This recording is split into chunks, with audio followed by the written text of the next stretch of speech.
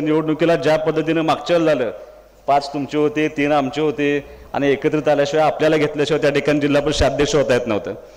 मी थोडासा स्वार्थी आहे, कारण जाहिरातचं काय आलं, तुम्ही निशिगंधाला म्हटले की जाहिरातला आटपाडीची मुलगी दिली, आटपाडीची मुलगी दिली.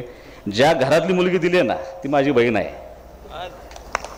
जिल्हा परिषद अध्यक्षपद महिला नाही, आता तेच सांगायला मी उभा राहिलोय. असं काय करतो, म्हणजे ज्या कुटुंबातली ती मुलगी आहे त्यांचे वडील विष्णुपंत हे गेले अनेक वर्ष अनिल भाऊंच्या बरोबर, म्हणजे अनिल भाऊंच्या पडत्या काळात, चांगल्या काळात ते अनेक वर्ष त्यांच्याबरोबर त्यावेळेला राहिले होते.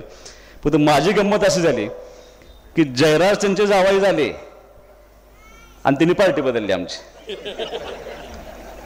फक्त जयराजचा फायदा मला एवढाच झाला, निशिगंधाला ते दुसऱ्या पार्टीत असताना सुद्धा विधानसभेच्या निवडणुकीला मात्र त्यांनी मला त्या ठिकाणी मदत केली होती.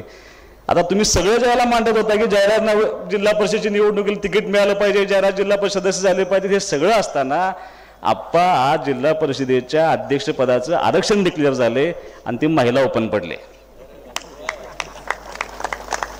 आणि मी ईश्वरचरणी प्रार्थना करणार आहे की कामेरी हा महिला पडावा. पेटा बांधून बसल्यात की राजकारणामध्ये, म्हणजे मी पंचायत समितीला सभापती होतो, जिल्हा परिषद उपाध्यक्ष होतो, एका गोष्टीचं जाणीव मात्र भाऊ झाले, इथं असल्याशिवाय मिळत नाही. कदाचित असं असेल की तुमचा पराभवाचा वचपा काढण्यासाठी ईश्वरानं अशी नियोजन केलं असेल की तुमच्या घरामध्ये ते पद यावं जिल्हा परिषद अध्यक्षपदाचं, म्हणून ती व्यवस्था त्या ठिकाणी केली असेल. आटपाडीचा खानापूरचा सुपुत्र म्हणून, माझी बहीण म्हणून तेवढी अपेक्षा व्यक्त करणं काय भाऊ चुकीचं होणार नाही. मला असं वाटतंय की तुम्ही व्हा अगर नावा, आमची बहीण तेवढी व्हावी, एवढी अपेक्षा मी या ठिकाणी निश्चितपणे व्यक्त करणार आहे. मी फारसं बोलणार नाही, पण